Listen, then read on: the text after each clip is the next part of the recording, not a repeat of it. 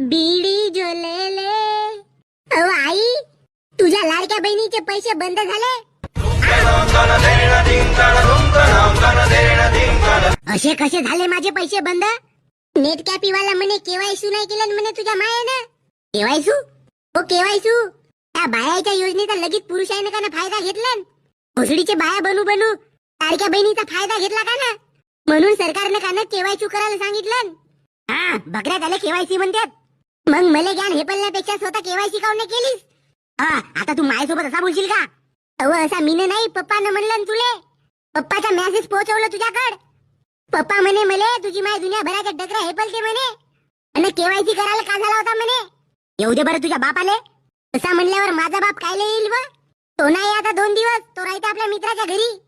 गण्या, खरंच माझे 1500 रुपये बंद झाले का रे? मी पुढच्या महिन्यात साडी घेईन म्हणलो. अव नाही झाले, पण आता बंद होऊ